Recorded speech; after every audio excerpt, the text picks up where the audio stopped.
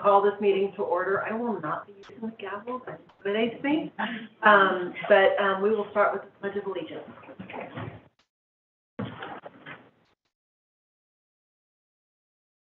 I pledge allegiance to the flag of the United States of America and to the republic for which it stands, one nation, under God, indivisible, with liberty and justice for all. Well, I want to thank everyone for being here, and we will start with the roll call. Director Asner? Here. Director Kinnear? Here. Director Hudson? Here. Director Muller? Here. Director Staten? Here. Vice President Byers? Here. And President Patrick? And I make a motion to excuse Director Patrick from the meeting tonight. All in favor? Aye. So moving on to public speakers, I understand we do not have any public speakers this evening, is that correct?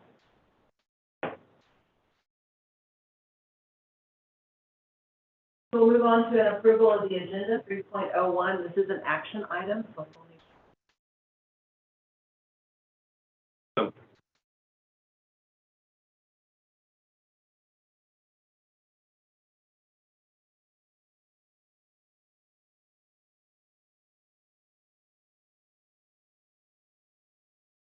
Who made the motion on that? Thank you. Thank you.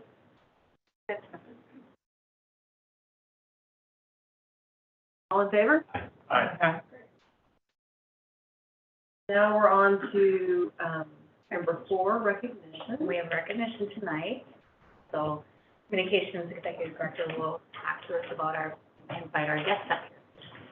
Good evening, Board. Vice President Byers, Board of Directors, and Dr. Keenan. I'm Jennifer Henry, Executive Director of Communications. Tonight I have the honor of recognizing one of my colleagues in a surprise recognition. You may be familiar with this person. They make frequent appearances at the podium, and will probably be here later this evening, and will definitely be here next week as well, or next week.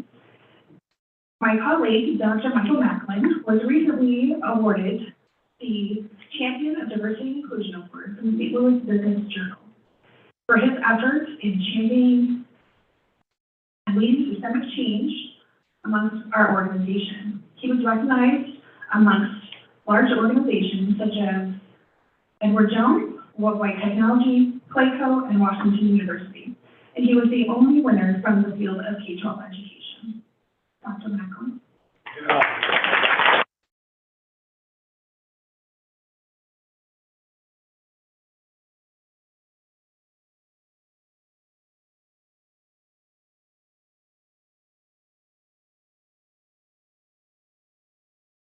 Thank you all very, very much. I truly was wondering, who's getting recognized tonight? I had no idea.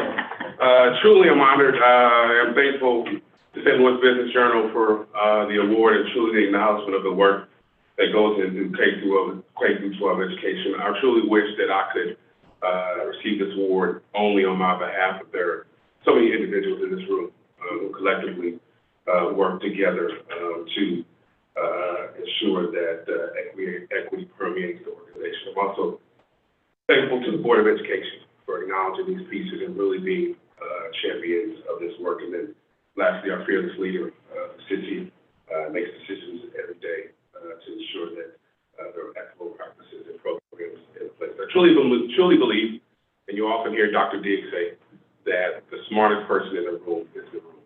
So I'm thankful for the room today.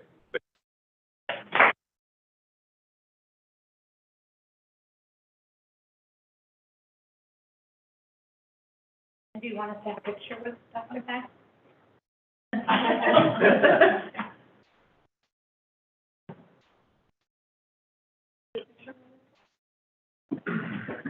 Dr. Keenan, you let's back here with us. You should be used to it by now.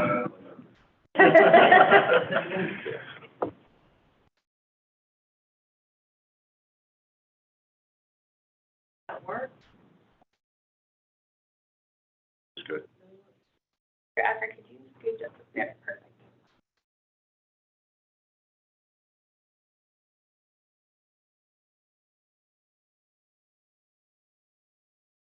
Thank you.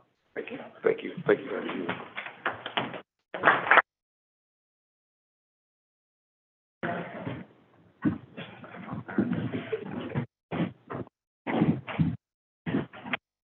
I don't know if the board wants to add anything to that, but I'll just say on behalf of the board, we have so appreciated the work that Dr. Macklin has done when he has taught us and learned with us. We're just so thankful.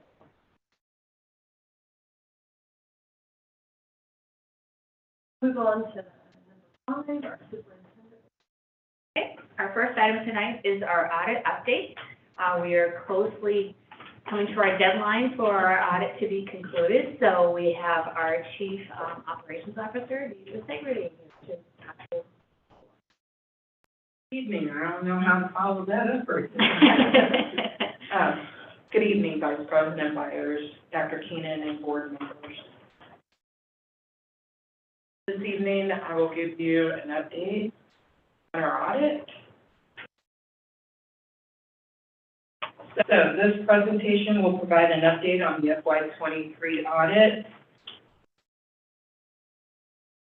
Both DESE and the state of Missouri require all school districts to have an annual audit conducted by an independent auditor on the scope of their different fund balances.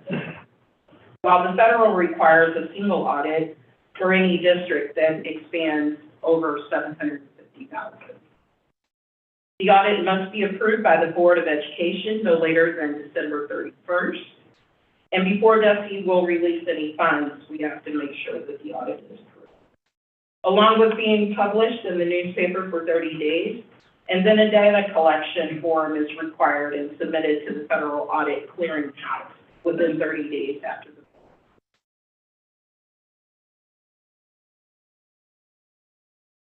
So this will be the second year that SSD has had Clifton, Larson, and Allen conducting our annual audit. As you can see, they also conduct audits for Fort Greenwald, Webster Groves, Ferguson Larson, and Lincoln County School District. As we continue to work through the audit, we are meeting our deadlines that have been set and are currently on track for the final approval of the audit in November.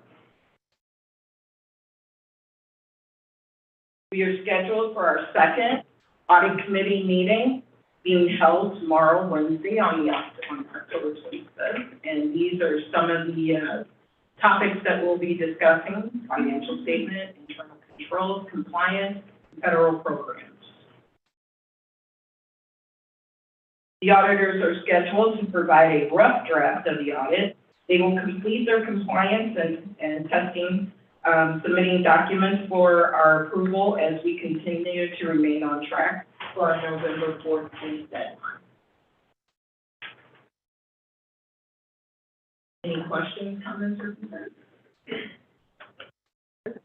Yes, ma'am. Who makes up the audit committee? So the audit committee consists of at least 2 people from the community and 2 board members. Last time we had, I think, President Potroff and Dr. Mueller on there, and then we had Rich Carter on there, and I can't recall the other person. We have a new member. Yes. Yes, and so for this one, we have a new member, Jasmine, her last name, for this. And the requirement is that they have a background in understanding of financials, and then that they're also a resident of St. Louis County. No problem.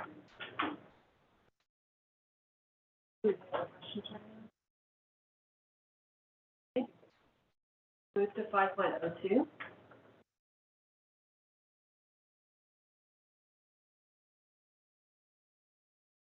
We have Unity Day. So Unity Day was last Wednesday, and so Wendy is going to, is going to talk to the board about our Unity Day and our anti-bullying activities that we've been doing since we had a parent come here a couple months ago. I'm quite honored and proud of doing this. Unfortunately, Dr. Bolton cannot be here with me tonight, so hopefully I will close the job. Good evening, Vice President Byers, Dr. Keenan, and Board of Directors. Unity Day and anti-bullying resources, I would like to review with you some things that we have done, based on some of the feedback that we've received from our families, but then the opportunities that we saw in front of us to do Unity Day and celebrate that, both in our district and across, the county. So Unity Day, as Dr. Keenan said, was October 18th, and it is a Unity Day and anti-bullying. For those of you familiar with Pacers organization, there is a website that has numerous resources on how to support anti-bullying, how to support for families if their child's being bullied. They also had what was called a Unity Day. So we had the opportunity to both promote and participate in the Unity Day, which is October 18th. So unfortunately, we started off with some statistics and research. Students with disabilities are 2 out of 3 times more likely to be bullied by non-disabled peers than those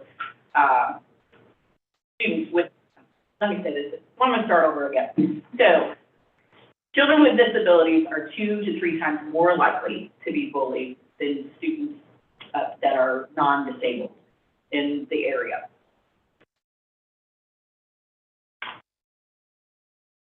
At the bottom of this, at your time, or you can see the resources, is the bullying site. That link right there links to the Pacer site and identifies the research that is around supporting students with disabilities and the experiences or other supports that they have for students once they experience bullying. So Unity Day was October 18th.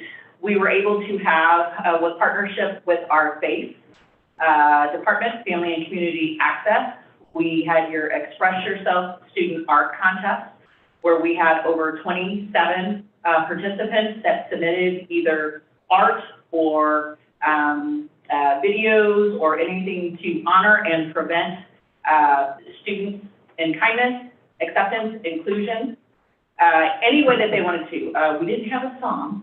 That was the only area that we missed out on, but we had a little singing that were happening in one of our videos. Also, on October 5th, we had Megan Meyer and her foundation come, and we did a lunch and learn that was online. That was very well attended. And again, we promoted in several locations Unity Day, where you would have to wear orange. And that was orange that would support students, support anti-bullying, support all of us coming together to promote unity. So based on our contest, we wanted to have winners or recognize the winners. We had 2 elementary winners. One is Kevin Hubert, if you look at the artwork. And then 2 was the video, and we would like to take a few minutes to show Paul's video slide.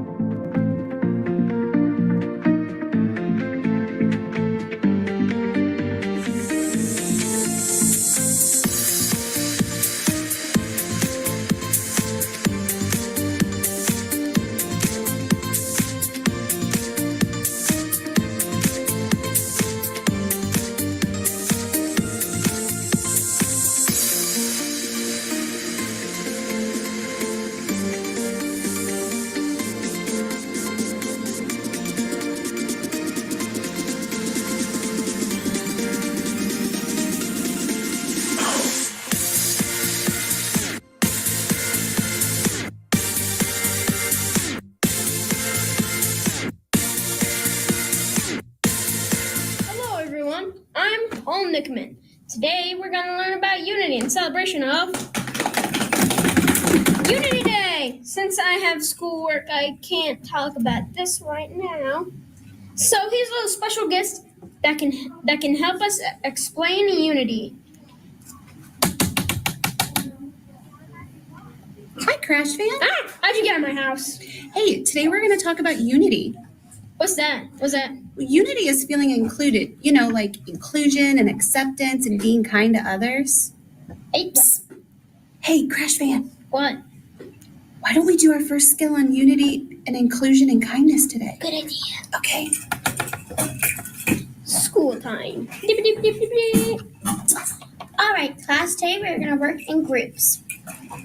No way we're letting you in our group. Yeah, so scram.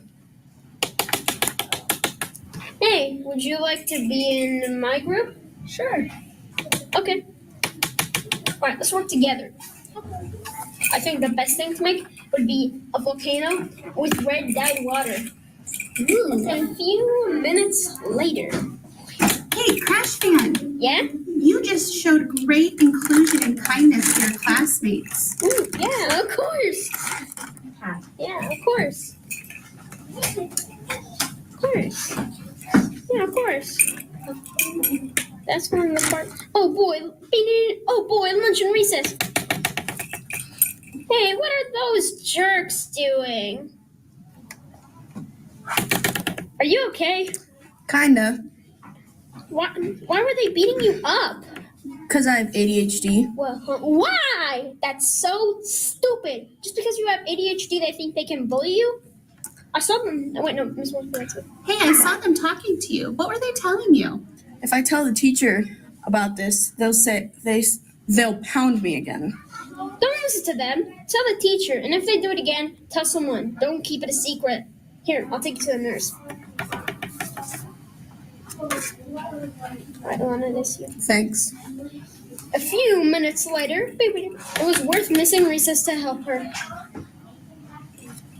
Hey, Crash fan, you just showed great acceptance.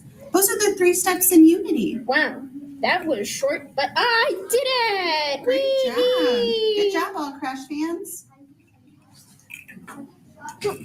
Okay, I'm back from schoolwork. What was all that noise? I don't know. Anyways, time for some history class. When I was in 3rd grade, I created Crash Fan. Now that I'm in 5th grade, he has grown and evolved, just like I have. I shared Crash Fan with my 5th grade teacher and my classmates. Crash Fan helps me when I'm feeling anxious or worried. He helps me concentrate in class. When I'm learning new ideas, he helps me remember what I am learning. My teachers even let me incorporate Crash Fan into my sketching writing too. Everyone was so excited when they saw Crash Fan, and he instantly became our class mascot. Everyone in class knows him and loves him. My teacher created a special book to store all of our creations. It was so neat to see how my classmates welcomed me and Crash Fan into our class family. And that's all, Steph. See you, everybody. Bye, Crash Fan. See you next day.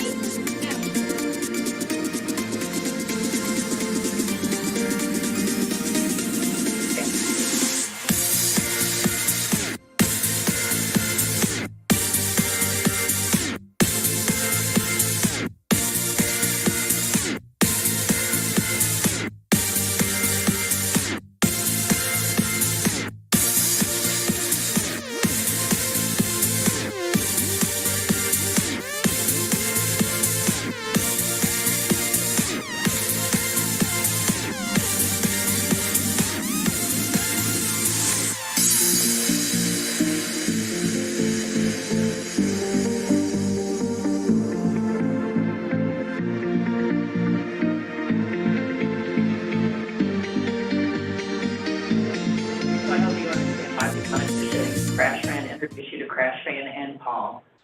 He did an amazing job with his classmates. Sometimes I think we could benefit from all a little Crash Fan. Yeah, I just want to, I just had a quick question. I'm not sure, but you said Kevin Hubert and his parents are working. I keep watching, I think it's Kevon. Oh, Kevon. Yes. Sorry, No. Kevon Hubert, thank you very much. Right. Yes, yeah, Kevon Hubert, yes, and Paul, thank you very much. Next slide. Anastasia and Brian did some beautiful artwork for our winners in our secondary. We have support from our VSP program with Spencer and Jason. So how, based on this, where did it all come from? What is the why of why we really wanted to do Unity Day in support? We have really for the last several months been working on anti-bully platform, anti-bully information and resources, and the process that special school districts uses, but also how we can support that process out in partner districts. Based on that information, we work collaboratively with communication department and our other resources, and we have our bullying page resource that is right on our SSD website. If anyone needs resources, that is our bullying day. I showed a snapshot of both our Unity Day and then also where our families can go. Each one of those square boxes shows policies, procedures, regulations, and the steps that you can take in order to address bullying or if your son or daughter is being bullied. We also have created a lesson planning hub. I do receive several months ago, it was presented possibly over the summer, the lesson planning hub that we've created. There's a paid teachers website that a lot of our staff would use, and it's teacher collected materials. Well, we have created our own lesson planning hub. On that lesson planning hub, we also added a litany of bullying activities, and we're in the process right now of providing hand and support activities for all populations of students that would need some type of lesson planning or to be able to address. For those students that are nonverbal or need other ways of telling staff that they're being bullied or made fun of, we're creating documents. So not only can we teach the students how to advocate for themselves, but also the adults around them. So there's pieces of our lesson hub activities. Our other resources, based on the PACER website, you can take the pledge. So we moved around to a lot of locations that if you could, get on that website, answer those questions. It outlines what you can do as a bystander, what you can do as support, what you can do if someone shares that you're being bullied. We also have our FACE Resource Center that has a variety of books. And then again, we tied the information and the websites that we can provide for families if needed. So what are in the works? What we would like to do is make this systemic. So bullying shouldn't be a one lesson and done. What we want to make sure is our staff have lessons and resources that they can intertwine any of the activities that they have with lessons that they do throughout the week. We want to promote all of our trainings on our YouTube channel, and then possibly offer in our Summer Principals Institute, how can we collaborate better with our partner districts when our students are experiencing bullying.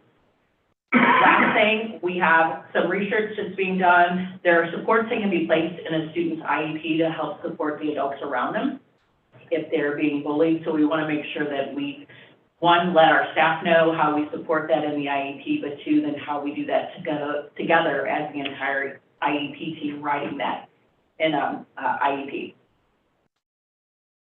And any questions?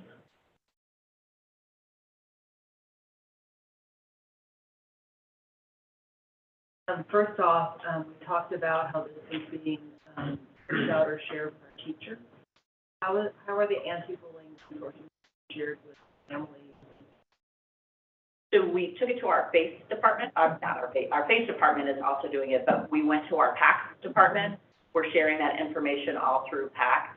We have our directors in partner districts that are adding it to the letters that they send home to the families. And then we also share the information with our building principals or our families in our districts to tell them. We also have our website. We try to push out information through our website as well. I just want to make sure it's getting to our partner districts PAC. Yes. Because I know that that's a concern brought to us. Rebecca Flake is the president of PAC, and she is doing her darndest to get it to any and all families and parents that will listen. Second thing is, I feel like we have parents in the audience who are super proud of their students and their participation, so I thought maybe we could just recognize them.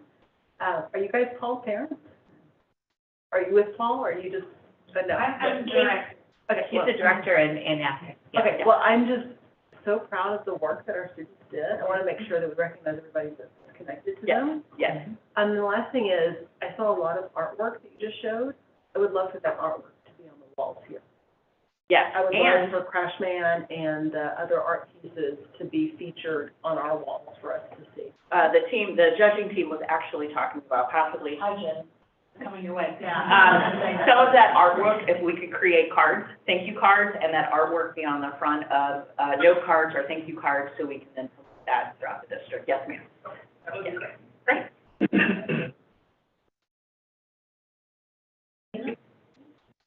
All right, so we'll move to 5.03, which is zero-based budgeting. And that is with our chief financial, Teacher again. operations officer. Back. And you have two other guests with you. Yes.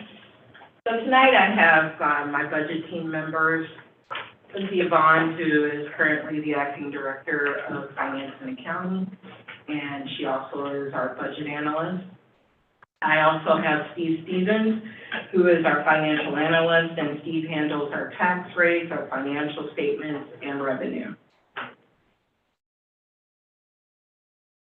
And Ms. Chiquita Moore, Dr. Moore, I'm sorry, will be assisting me with disproportionality and high needs.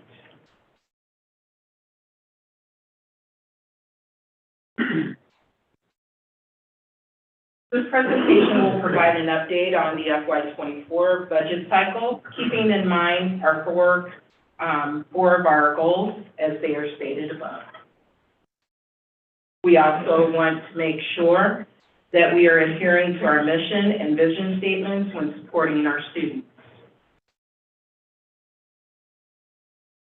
Major revenue assumptions. So investment earnings, as you can see, first of all, FY24 revenue benefits from a reassessment year for our property tax increases. And investment earning increases were mainly due to higher market rates. Our Medicare revenue, we budgeted $11 million this past year, and it came in at $17.3 million. So with that being said, Medicare revenue will increase. We're projecting it to increase this year due to capturing a full year of RBTs. This past year, we only captured maybe 6 months worth of RBTs. And also Medicare for transportation will be captured for a full year. For the past year, we only captured Q4. So we're also working on capturing revenue from our paraprofessionals, assisting with personal care and feeding for our students. And also DESE will fully fund our transportation again this year.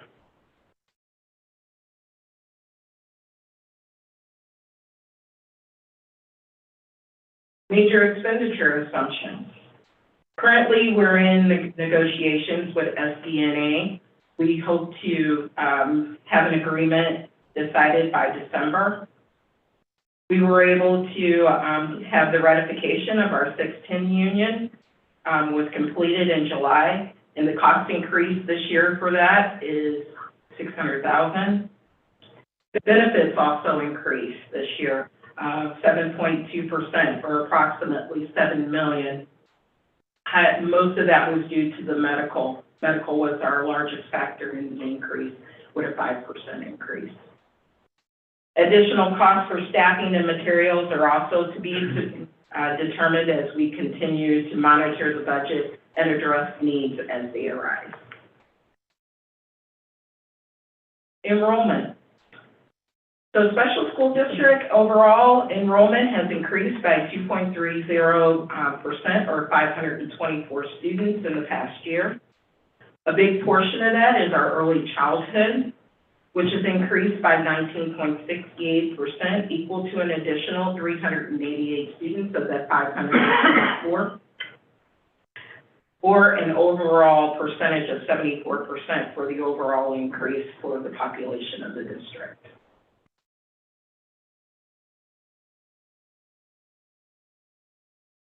So our zero-based budget and focus is all of our partnering districts and our SSD schools, all of our disproportionality districts, and our high needs districts.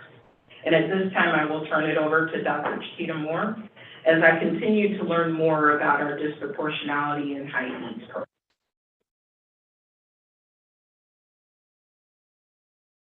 So Good evening. I will be supporting my colleague Deidre with sharing information with you tonight, just updates regarding disproportionality as well as high needs districts. And so on this slide here, you see the districts that we are supporting that are identified as contributors to disproportionality throughout St. Louis County. And as we go further in this presentation, we'll talk about how we are supporting them financially to support personnel as well as resources and materials and professional development in each of their districts. The information you have before you now is a breakdown of those districts that we have supported. This is the allocation of funds that was approved by the board this past spring for the current year. You will see that we identify the number of students that we support with services in each of the partner districts, and we take that and we identify the percentage of how to allocate those funds. We have a budget of $6.1 million that is set aside to support. And as you look at those CEIS allocations, you'll see the breakdown by district. When you take a look at the column indicating additional Tier 3 support, you see funding, which is identified as additional funding for each of those districts. And so this is what we do in addition to the disproportionality. How do we help those districts in Tier 3 that are identified as high needs? This is determined by us taking a look at those districts' community index and the information provided there. We then have those one-on-one conversations with each of our partner districts to talk about what are some of your needs, how can we be of additional support. This past week, we held our first DISPRO Summit, which was very well attended by many of our partner districts that are contributors as well as those who are not. They wanted to learn about it. They wanted to also develop plans to support their schools individually as well as their districts with not becoming contributors, but also improving the outcomes of students in their buildings and districts from a disciplinary standpoint.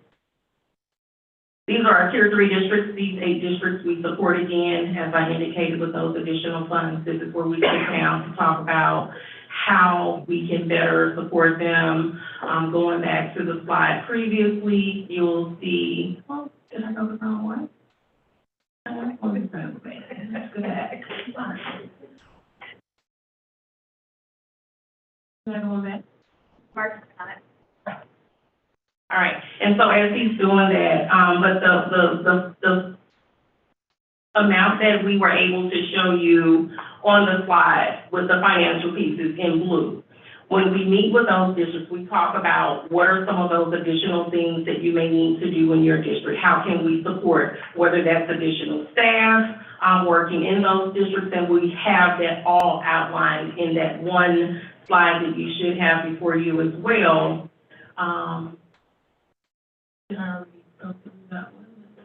Right here. And so you'll see over to the right, MTSS, teachers, paraprofessionals, interventionists, as well as other positions that may be identified. So that's one way we're helping. The additional ways that we're helping are with professional development, as well as additional resources and materials in those districts. Again, these are our Tier 3 districts. These 8 districts we support additionally. And again, we talked about the Distressed Communities Index and how we identify how we will serve those districts or identified as contributors to disproportionality as well as those high needs districts. Here again is some of that additional funding that we talked about. This is a breakdown further. When you look to the far right, the notes section shows you a breakdown of those districts that we are supporting additionally. You have there all of the districts that we've talked about and some of those additional ways that we're supporting. And then as we also go further, again, we talk about these pieces here to ensure that we're supporting in those areas.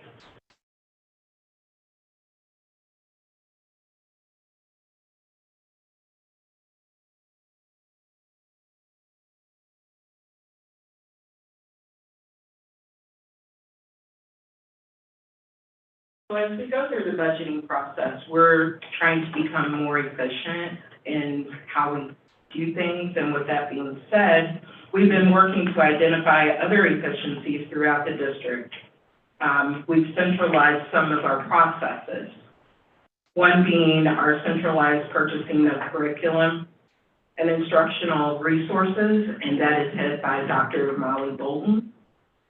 The other would be, and we've centralized our purchasing of our technology, handled by Doug Austin. And then our district warehouse handles all of our centralized purchasing for our day-to-day supplies. So what to expect going forward?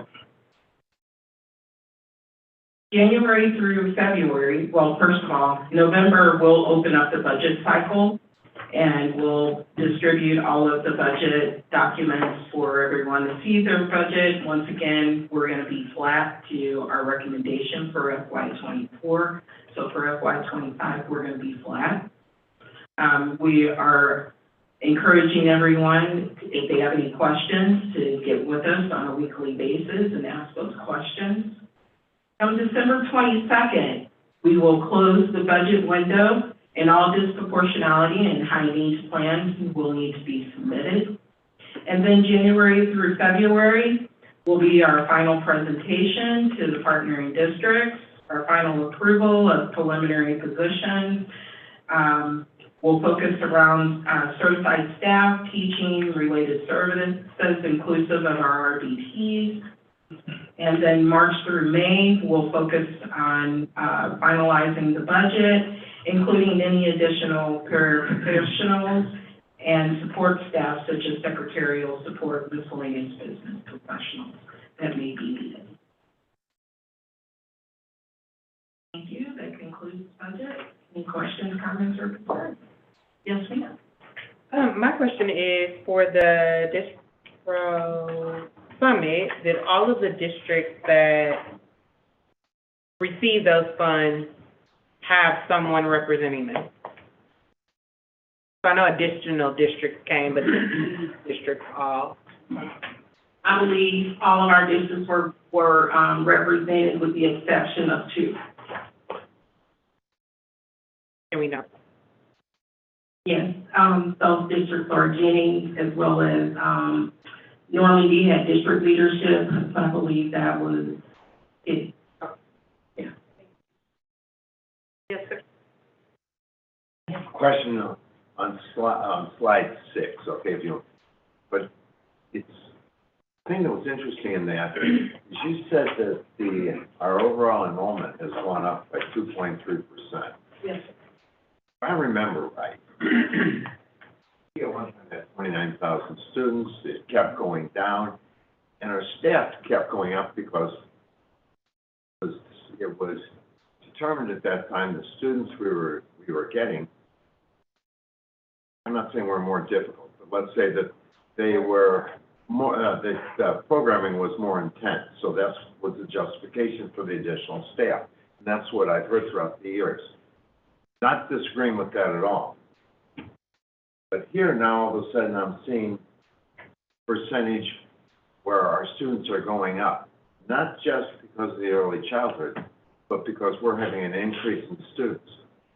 Do you think that trend of going down as for St. Louis County, or St. Louis County, I heard that, I was at MSBA, they had heard that, they said St. Louis County's numbers are going down, as all the districts. Do you think the trend has been reversed? That in fact our percentages are going to, our numbers are going to go up? I think, personally, I think that with the early childhood numbers going up, I think that our numbers will continue to rise based on what our early childhood numbers are showing.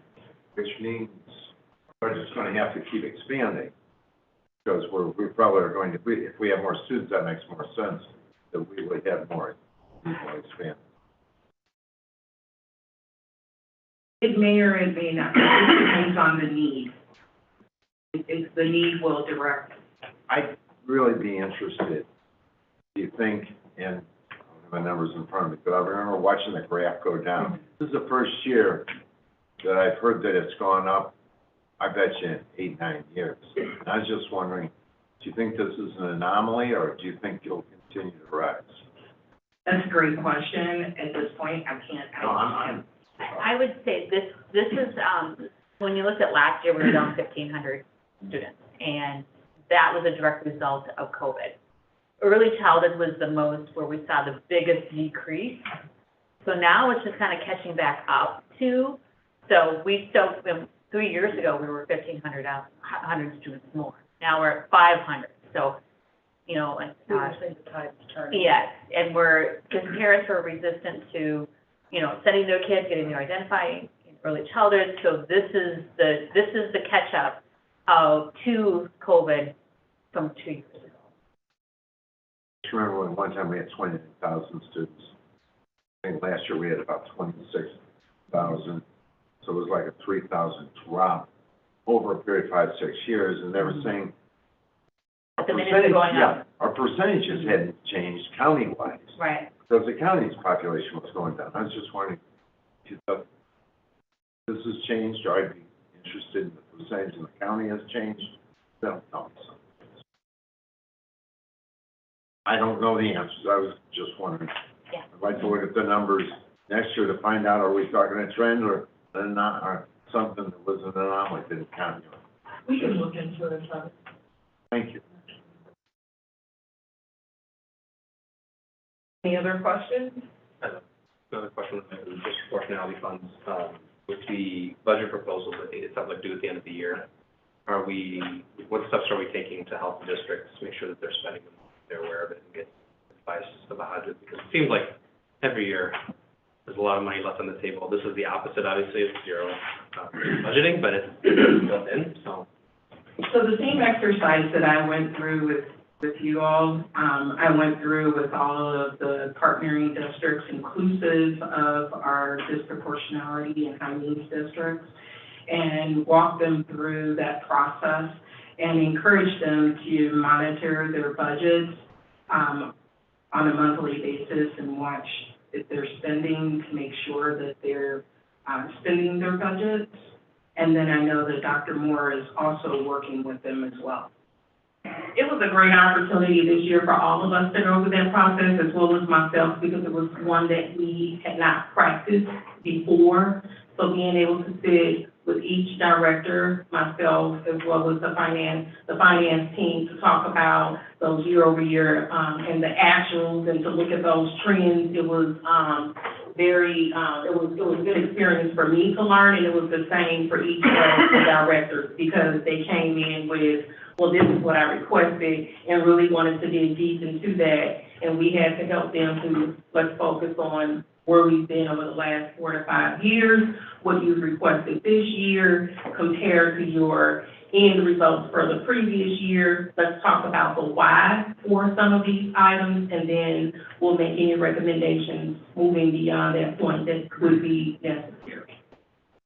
Can you talk through a little bit about the DISPRO summit, how that was one of our main objectives, is to make sure that they were. So the goal of the DISPRO summit was to support each of our partner districts with establishing plans, not only at the district level, but really narrowing a focus on those schools within the district that are the major contributors to disproportionality, and to be able to help them to experience and understand disproportionality from a broad perspective, all the way narrowed down to their school level, looking at their disciplinary practices, looking at specific groups. I mean, we went extremely deep. It was eight hours?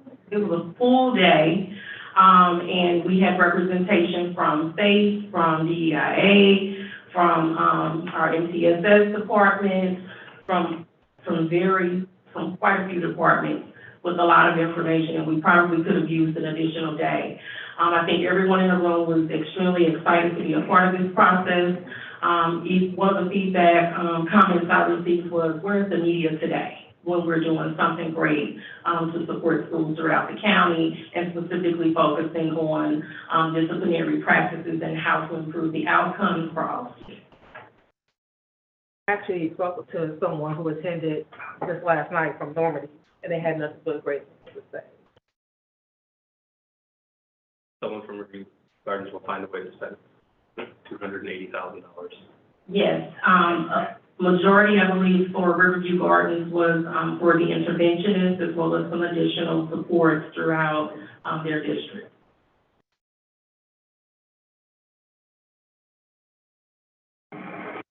Any other questions? Thank you. Next is 5.04, policy DBC. And, I didn't say that. that was a Molly show, and that was. I know, right?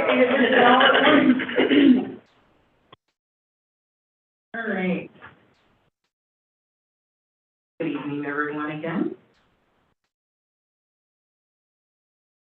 Policy DBC refers to the guidelines to our fund balance and the guidelines used for the annual budget in order to ensure the district has sufficient reserves for any unanticipated expenses or revenue shortfalls. This policy has not been revised since 2011.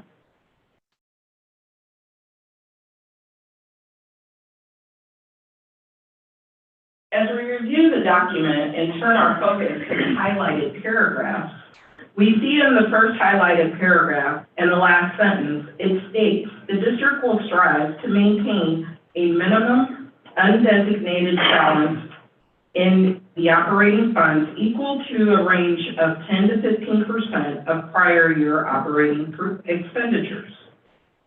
The second highlighted paragraph talks about the fund balance being part of the budget process, with the superintendent and/or designee reviewing year-over-year trends and future projections to identify any surplus or deficits and bring those projections to the board. And in the last highlighted paragraph, it states that if the fund balance declines below the 10% minimum, the board will develop a plan to replenish the fund balance back to the established minimum level within 2 years. So as we move on to the next slide, I have been working with a couple of people with MSBA to get their input on the verbiage in policy DBC. And their recommendation was to remove the language around any percentages. I also asked if there were any districts that might have a combination of both months and percentages in their policies, and they stated they did not know of any districts that had months or any combination. As we strive for a healthy fund balance driven by our budget process and audit recommendations, it is my recommendation that we revise the verbiage in policy DBC to read as follows, based on the feedback that I received from MSBA. Keeping in mind the board can review and adjust this policy every year should they choose to do so. I'll pause for one moment as you recommendation.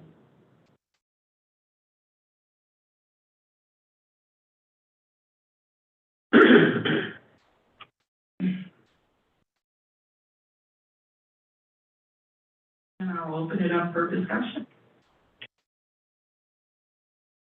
I'm chiming in on this discussion.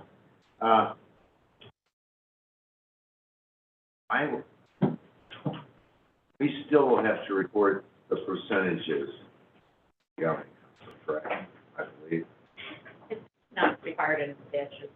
But will we or? Oh, this is the fund balance, Yeah. as we've done in the past? Yeah, we still Yes. do that, correct? Yes. And since so there's always going to be an oversight because of that. Let's assume, we had many discussions on We did. I know I was one of the holdouts originally, especially with the months. I'd be willing to go along with this if, you know, we can't talk for future boards, we can only talk for this board. I would recommend that, review it on a yearly basis, just making sure that it's one of those things that's important enough. We need to look at it as a board, but doesn't, then hamstrings.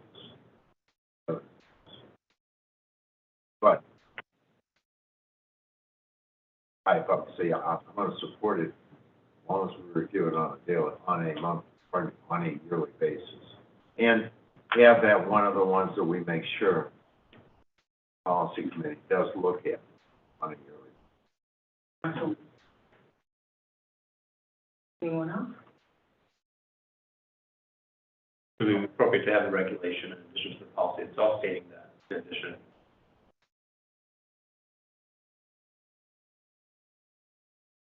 The fund balance be reported to the board.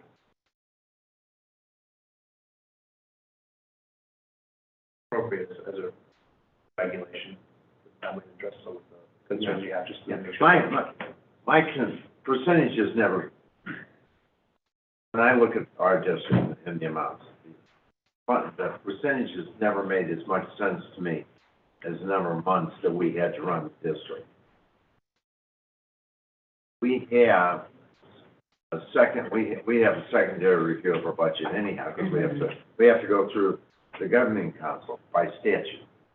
My line is that this would not hamstring us, this is what the others do. I would love to see in the regulation that we have a percentage of the months. I don't really care about a balance as much as I want to know how many months I've got to go. Gotcha. So in your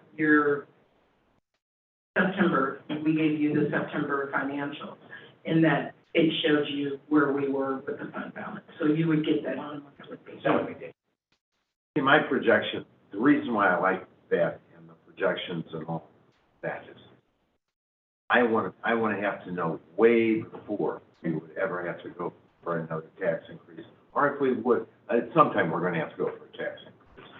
I like to know way ahead of time. I like to make sure that we have other districts knowing we're going to do it, so we don't have 2 or 3 on the same ballot we are. And so I think that's a good, I think I can live with, I'm just one member of a board. No problem, we can provide that. Yeah, I have a clarifying question. When you were talking about the regulation, are you wanting the regulation to read to the extent of that the board reviews it annually? So reviews it annually and then also reports out a monthly. Yeah, we have, a monthly update on the fund balance in addition to an annual, just to make sure that we are, we're kept informed. I mean, the policy is stated currently before changes is very problematic because high risk of having wrong. We actually keep it at 10-15. That's like our reality. It has to be changed. Put you back. That was put in a time. It was a reality. Yeah. Other districts are 15 to 20%. Yeah.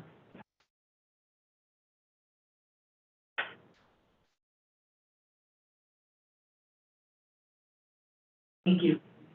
We're moving on to 5.05, budget partner district staffing request. Can I just clarify one thing? Go ahead. So what we'll do is send this back to finance, to the policy committee, which is on Friday of this week, and then we'll have them send it back to the full board. Perfect.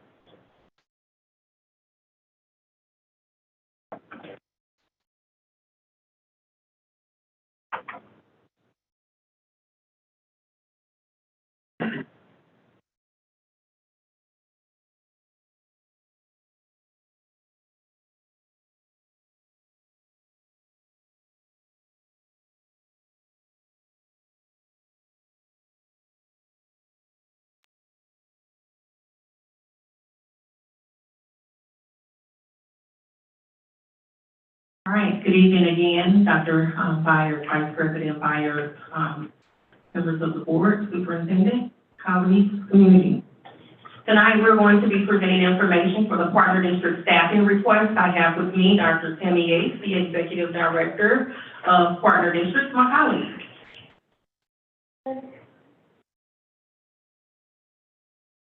This presentation will provide you with an understanding of our current practices for requesting staff, how we address immediate staffing needs, determining future staffing needs, as well as building a universal process. It's always important for us to take a look at those 4 goals when we are making any decisions regarding the district, and we want to always ensure that we keep that at the forefront of our work. When we take a look at the budget and any considerations, we also want to take a look at those Tier 2 and Tier 3 districts. What are we doing for those districts as well? So we want to also ensure that we're looking at our wants, needs, and enhancements of the budgeting process.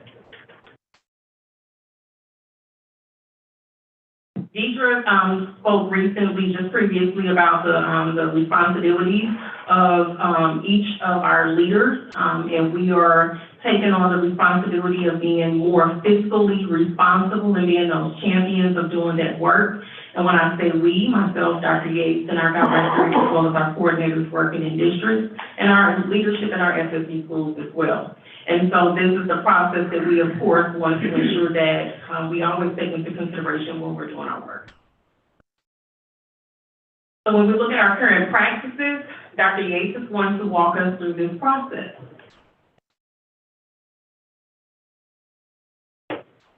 Good evening. As Ms. Moore previously introduced, I am Tammy Yates. I'm the Executive Director of Partner Districts. I'm going to speak with you about our current practices that we currently employ for our staffing requests.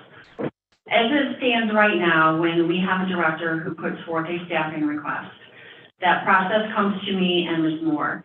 First, we speak with them to ensure that they have reviewed all school sites and school levels within their partner district to determine how and when staff could be shifted to best support student needs. So after they have looked within their partner district at their current staffing allocation across the district, they move staff accordingly based on where those concentrations are if we have an increase in student needs in specific buildings. That includes our teachers and our paraprofessionals. If we do have to look at that for related services or RBTs, we bring in those additional departments to look at that. On top of that request, after having that conversation, we consider multiple data points and resources to make sure that we're doing our due diligence. Some of those items are listed there. We use our Power BI dashboard, and that is a dashboard that has been created that pulls information from multiple systems that we use here at special school districts, such as Lawson, Phoenix, ESI. And that dashboard has multiple pages that can break down that data in multiple ways for us to look at. It includes teacher caseload, it looks at staffing ratios, it looks at amount and number of special education support staff are provided, it can look at adult support needs and things like that. We also talk about what those individual student IEPs, services, and supports may look like within that partner district in each of those individual buildings, because as we know, the student needs can vary greatly. We also look at any specialized programming needs. So that was where we will be looking at not just our resource type teachers, but our teachers that have those specialized programming for students with autism, our social emotional programs, and our programs for students with essential skills.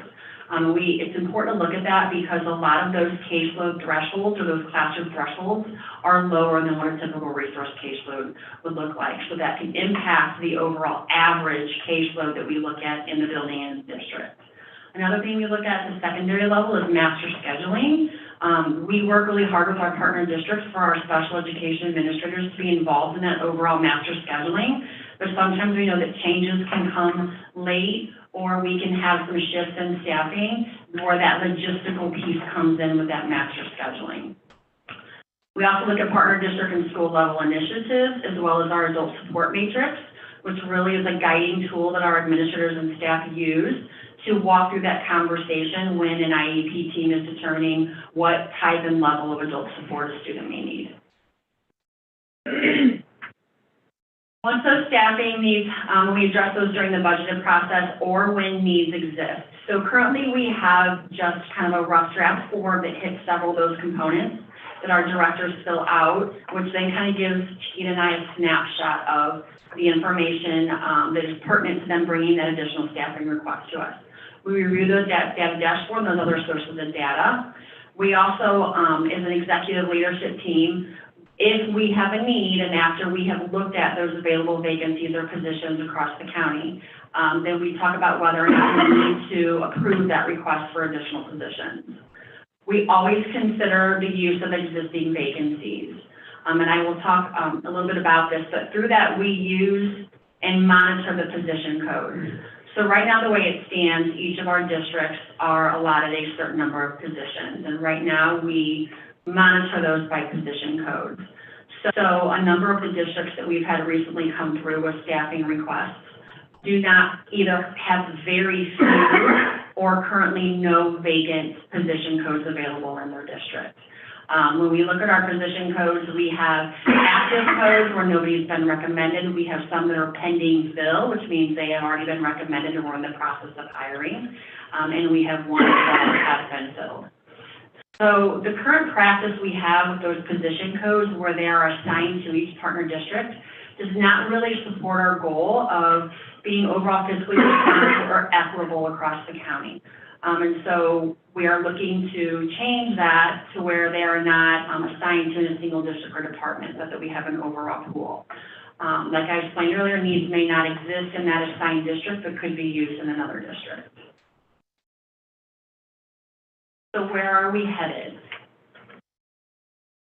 So we have determined through this process that we have utilized for the past few years that we are in need of a more unified, consistent, and equitable process. So where we started was we put together a committee that is made up of a multiple variety of stakeholders, and we had a working session to start on Friday, October 13th. In that, it was an all-day retreat that was led by Chiquita and I. We had multiple directors, a number of special education coordinators, our early childhood director, 2 representatives from the ABA department, and then we are also have been collaborating with Alan Wheat, and we do have steps in the future. Our goal right now is to kind of find a process that works really well. We're starting with partner districts, but our goal then is based on what we find in this process to collaborate with our related services department, our ABA department, and our SSD schools and programs to see how what we've learned through this process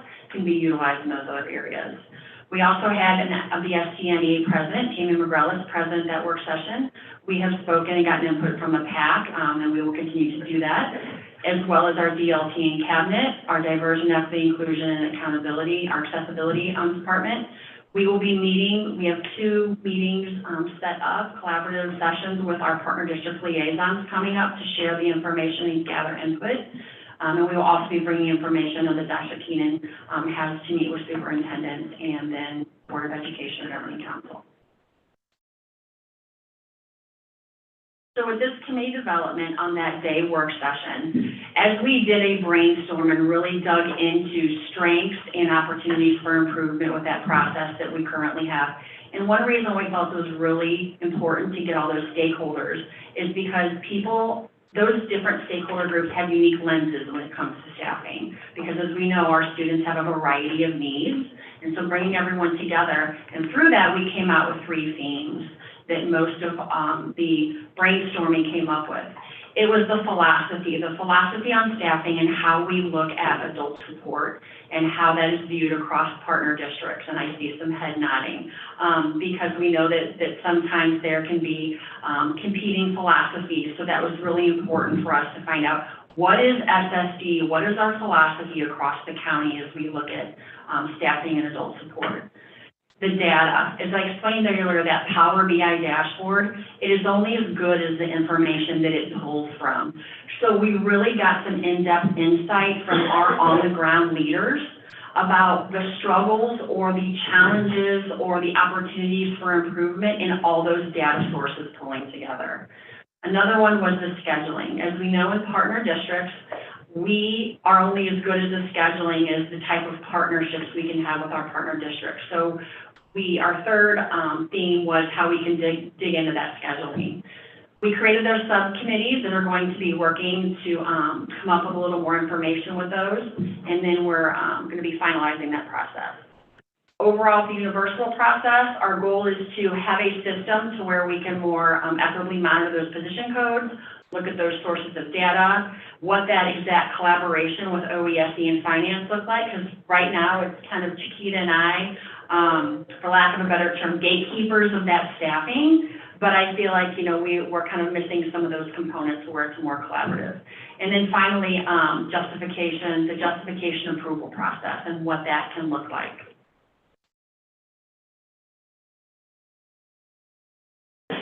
Just to add to what Dr. Yates shared about our retreat and being able to bring a group of individuals together to have this conversation.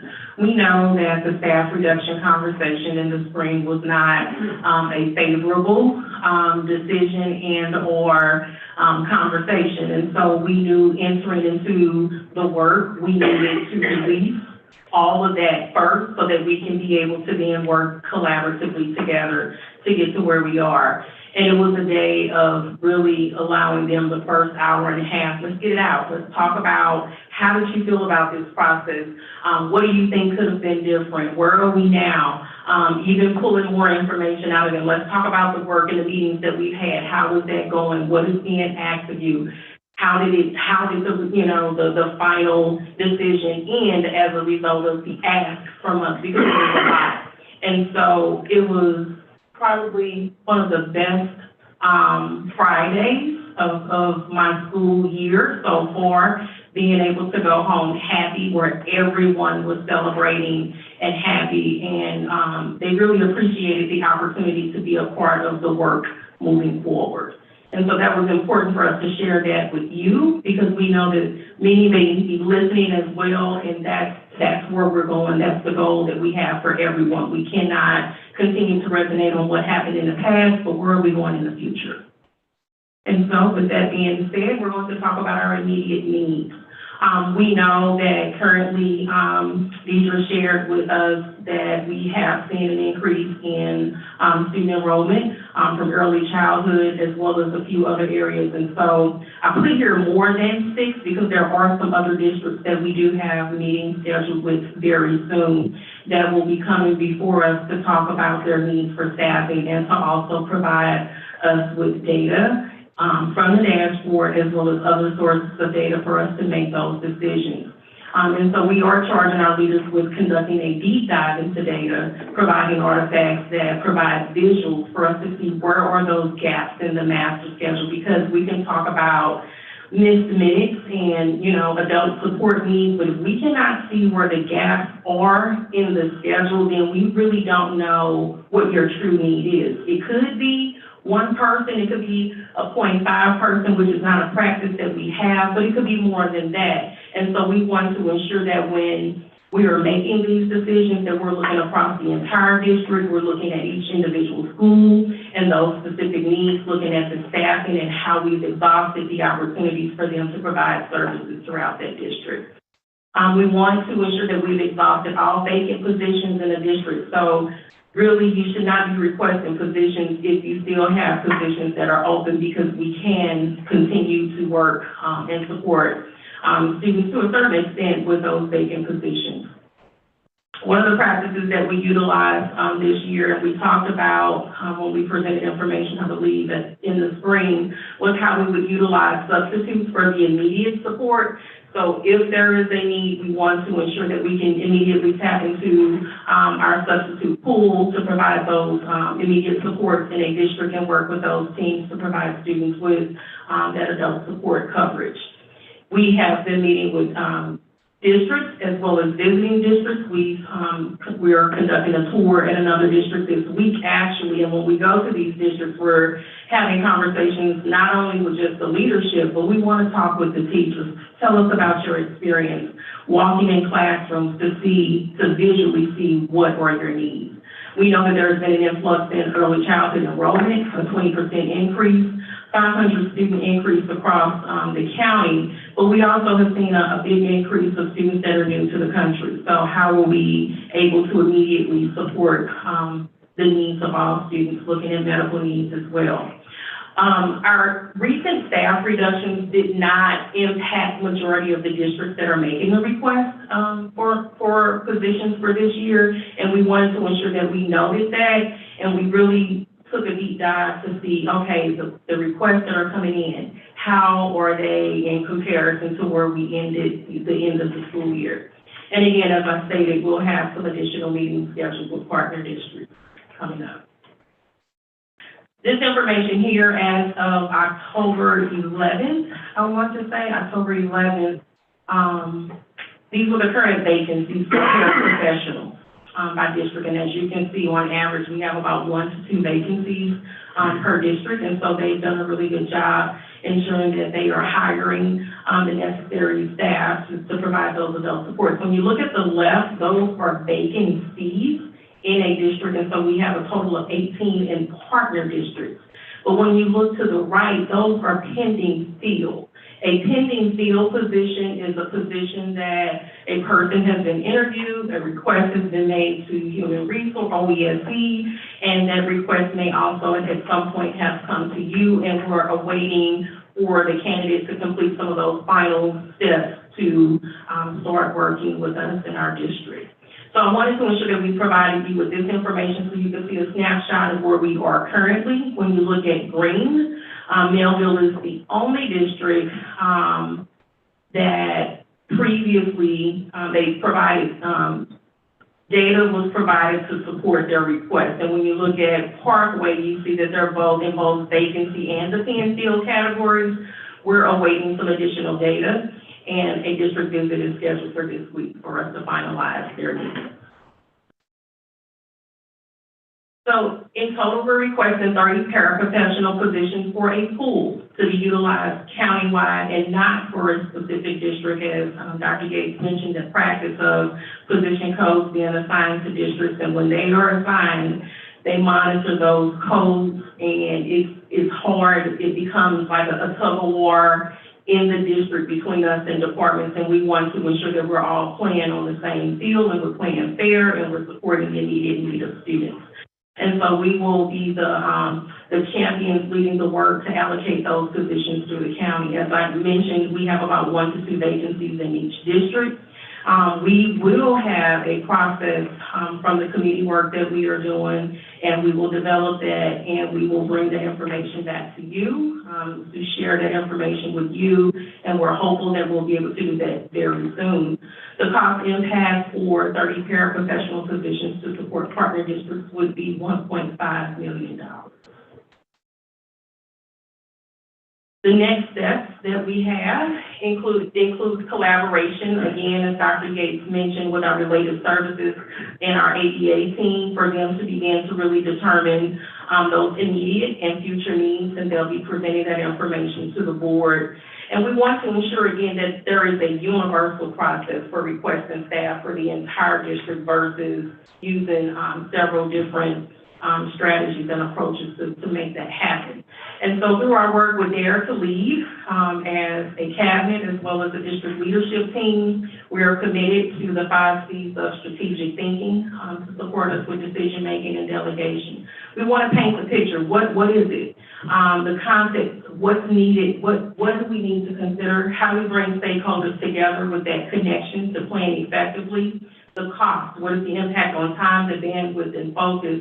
And then what are the consequences? What are some of those situations that will exist if we don't address those service needs? And so those are the pieces that we want to keep in mind as we do this work, but at the same time ensure that we're providing immediate support to our students that we service throughout the county. I'll accept any questions at this time. I don't know if I have a question as much as it's a comment, and let's continue to dive into this, right? So I'm going to reference slide 6 and talk about the adult support matrix and why I am really excited about these 30 staff members who are not assigned to a district, because as a classroom teacher, we know that teachers will fall into writing minutes and IEPs to fit the staff that they have and not to fit the needs of a student. I don't have another para, so I can't provide you with adult support, even though you, student, actually need this support, which then overtaxes gen ed teachers as well as the current SSD staff in that building. So I'm really excited that you guys are like continuing to have these conversations with directors, as well as teachers, and putting these positions in place. So at least people can say like, maybe there's hope that I can get some support even if my current district doesn't have it. But also we know that when trying to create equitable structures, we have to continue to knock down barriers and allow people to understand that a structure is in place for a reason, not a barrier, but to help you get what you need. And so I think when we're having these conversations with our high-risk districts, that just has to continue to be said, because as a person sat in that seat, I know the pressure of being like, I know you need 90 minutes, but I only have 30. So I want to just say we have to keep pushing back those ideologies and beliefs and internalized defeats that exist in some of our high-risk districts, and saying like, nope, we got the people, we got the money, let's get students what they need. How did you come up with the number 30? Is it just the 12 plus 18? So, no. Pending till 12, and vacancies 18, but I think the 12 are approved already, so. No, not for those. So, we have met with quite a few districts, and we've identified, I believe right now, we have about 15, positions where we have actual substitutes supporting in those roles. And we talked about looking at that first quarter, first semester, those needs to see if that impact would remain. And we see that it is consistent. And so at this time, we see that there is a need for us to support those particular positions, but also looking at those future districts that we have meetings scheduled with. They are not identified here, and we did not want to place that information here because it would just cause another tug of war, but we'll bring that information back to you so that you can receive that. Should we hypothetically have fully staffed pool of 30 professionals, and maybe not all 30 are needed currently, what would the folks who are not assigned to a specific school have to? Are you talking about the 30 positions that we're talking about? So they will be assigned by us to a district, but not owned per se right now coming out. If these positions are approved, we're not going to hand these positions to a director for them to say these positions belong to special school district and or a specific partner district. These positions will be for us based on where we see need, and individuals come to us with those requests for us to approve those requests. Well, no, I think you did, no, I think you, at least, I don't have another, that question is answered. But again, hypothetically, we have 30 folks, and they are able to, move in an agile fashion around the districts depending on need. I'm speaking to your comment. The need is there. If we have 30 people, I imagine we'll find a way to place those 30 people. So what we're requesting are 30 positions, and so we know right now we have half of those positions that will be allocated. We know there will be future need, and we'll have those on hold, standby, for us to support those districts as they come in for the remainder of the year. As opposed to waiting for us to approve the funding for the position, you can hire somebody. Correct. Thank you for clarifying. Yes. Thank you. Yes. That answers your question. I think it's a great idea.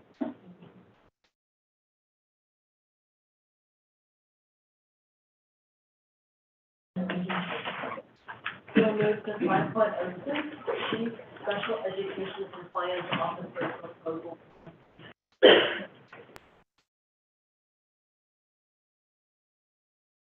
Good evening, Class President, Board of Education, Dr. Keenan, Chief Culture Officer, and apparently a major troublemaker. I'll try not to do that today. We have a new position proposal we want to talk to you about, the Chief Special Education and Compliance Officer. The purpose is to review current legal expertise, reviewing why we're actually asking this question now, looking at the benefits and considerations as well as proposed costs. So currently, the district utilizes outside counsel for two main areas: human resources and special education issues, especially around compliance. The district has worked with the Tomczyk and Brink law firm for about 25 years now. And at this point, we need to really consider what we want to do going forward, because the Tomczyk firm is going to be dissolving at the end of the year. We look at the benefits and considerations. We believe that there's a lot to kind of take in and think about. We have an immediate need to make sure that we continue to have representation when it comes to due process issues, making sure that we have adequate representation when it comes to the hearing needs of our district. We want to make sure that we have a reduction in potential conflict of interest with other district legal firms as well. Other considerations, we want to require the establishment and alignment of the new department. We're going to have to think about the anticipated management capacity, as well as thinking about what we need to do to recruit the specialized position. There's several impacts to consider as well. One, looking at student success and aligning this effort with TSA Goal number 2. We want to optimize resources to equitably support students to meet their greatest potential. From the standpoint of equity, looking at the organizational structure and staffing, we currently have a director, an assistant director, and a secretary that would presumably become part of this department, this new department. When we look at the impact from a finance perspective, currently our annual bills are typically around $400,000 for the Tomczyk law firm. Last year they came in around $490,000. The current in-house position, if it is approved with benefits, would come in around $180,000 annually.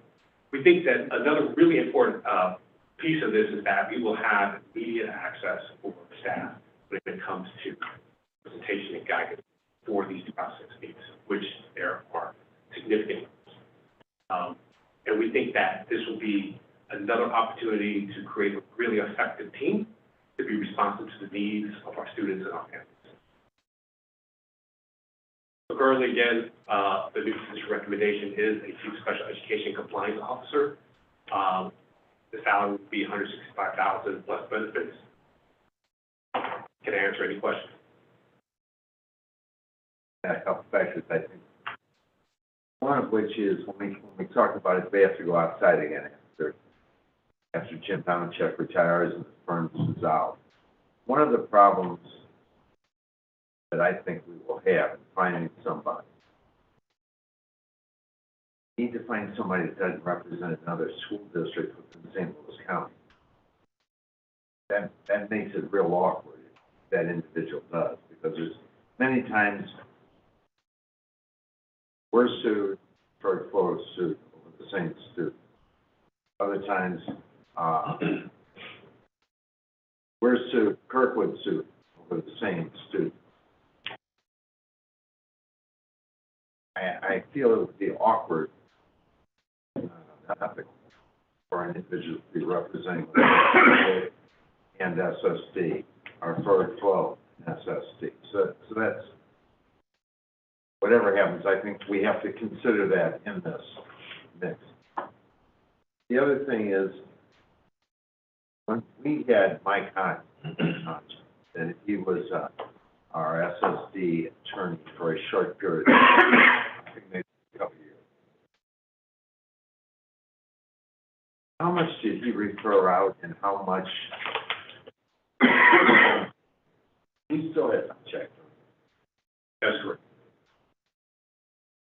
Are you expecting not to be referring out then? I'm just, we paid $400,000 to a private firm. I'm guessing during that time period, we were still probably paying $300,000. I don't have the figures. I'm a check firm. Would we still be referring out? So when you look at the fees, the primary, probably 95% of our fees for Tomczyk dealt with due process hearings and hearings before the commission. It was very rare to actually have an issue that was going to court, whether it was going to do a certain court That's very rare. In reviewing, the bills from, the past 2 years, we only had one case that actually made it past the commission, process. Because typically that's where a lot of, what is going to happen occurs in terms of any changes, decisions. So right now, if this person, that we would bring in would just be doing our due process, we'd be looking, there would be no need to refer out. My understanding of when Mr. Hodges was here, that was not necessarily the expectation that he was the one that was going to be representing the district in hearings. I can't remember. I firmly believe I'll always look at what happened, what you did before, analyze it and making any future, decisions. As long as that's looked at, that's fine with me.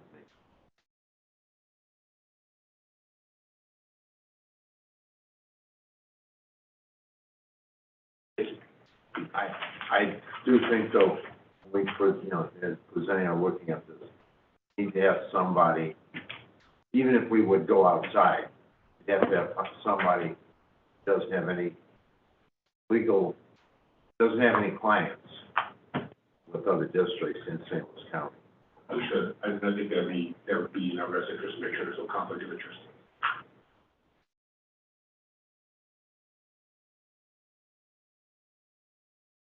We're on to 6, approval of consensual items. So moved. Second. Aye.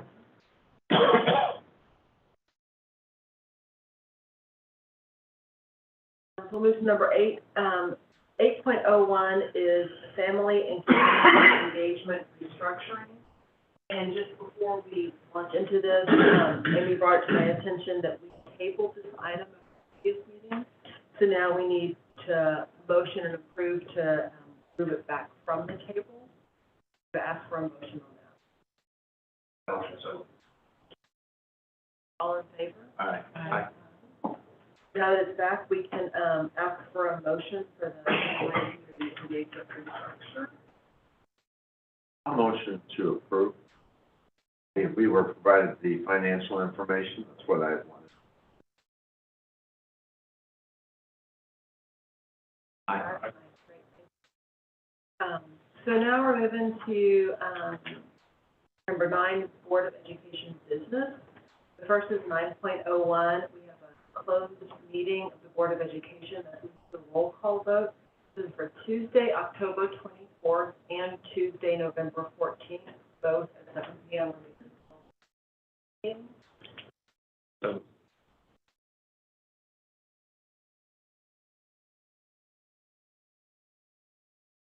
Director Adams? Yes. Director Cuneo? Yes. Director Hudson? Yes.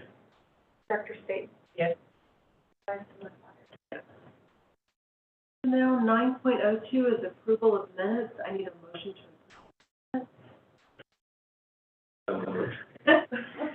All right, look, I put a motion in a second. All in favor? Aye. Next is 9.03, which is executive meeting action items. The following items were approved during our executive meeting on October 10th, 2023. Number 1 is employment, resignations, retirement, salary adjustments, and extra pay. And the following items were approved during our executive meeting on September 26th, 2023. Number 1 is employment, resignations, retirement, salary adjustments, extra pay. Number 2 is 3 contract reviews requests. We'll move to 9.04, which is board communications. Do we have any updates from board members from any of the committees? Dr. Video? I had asked Amy, and Amy did send everyone a copy of the information for our MSBA positions that they're advocating. Reason why I had asked Amy to do that is I'm a delegate at this meeting. I believe I don't represent my beliefs. I represent the board's beliefs. There's a ton of information there. If you find anything that tells you the position MSBA is advocating, what they'll do is they'll vote on each one of those things. I mean, if you have any objections to any of that, let me know because I can include it in. I would like to be able to say, I've represented whatever has happened. That's why that was sent. So if you're going to look and send something, I would ask you to get it to Amy, not by this Wednesday, but next Wednesday, so she can shoot it off to me. And then, the meeting for that would be Friday. I get a chance to look at all that stuff.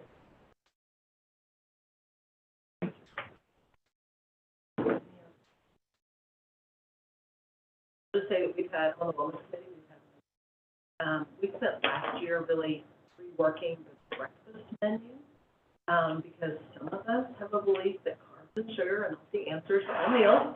And I was really proud of the work we did, and now we're launching on the lunch menu. So if you have feedback on the lunch menu at your school, someone to send it to. No. There, I like that. Okay. No, we're just trying to make sure the kids have what they need, and we have a lot of differing diets, as you can imagine, that we need to address, and try to make sure it's an inclusive diet where everybody can get paid. Okay. Then I'll move to, number 10, calendar of events. This is an informational, and it's up on the screen. Any questions about that? So with that, we'll move to number 11, which is adjournment. This is an action item. I'll move. Second. Aye. Ready to vote?